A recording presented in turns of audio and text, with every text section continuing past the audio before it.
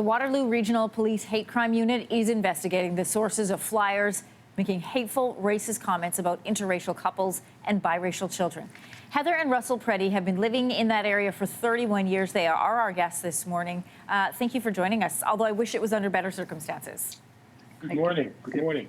Russell, I want to start with you. You first saw a photo of this flyer, which we have made the choice not to show here on the program. Many were shocked that something like this would even take place in Kitchener, about an hour outside the Toronto area. Were you surprised at what you saw? Surprised, yes, but not shocked. Why not? It is something that, well, the basis would be this, that by experience you learn that things will happen.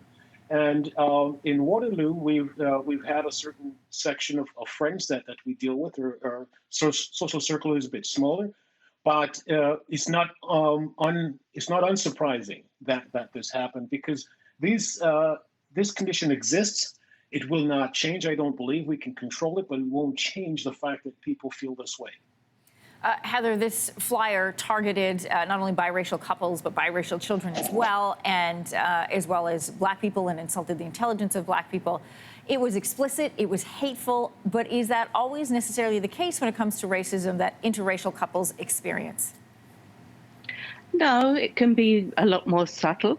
There's lots of times when you just get people can be just subtle in what they say and do. And there's times in the past where we've things like, you know, not got an apartment, or kind of just other things like that. There's many things that happen as a matter of fact throughout life.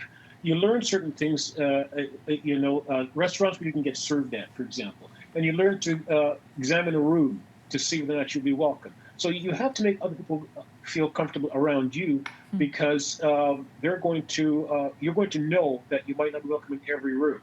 That's part of what was their concern, or what we've experienced. Russell, the Kitchener-Waterloo Solidarity March for Black Lives Matter drew thousands of protesters to downtown Kitchener. That was just a few weeks ago.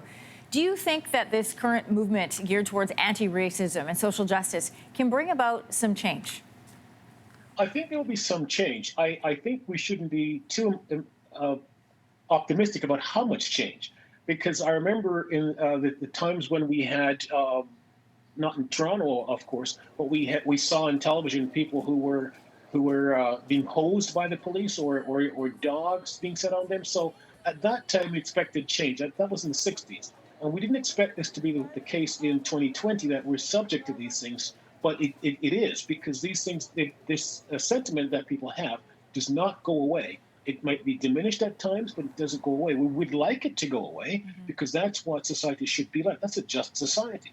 But as it is right now, I don't think it's going to go away, because that letter that you saw means that somebody is still out there wanting it to return to the way it was before, or the way it suits them.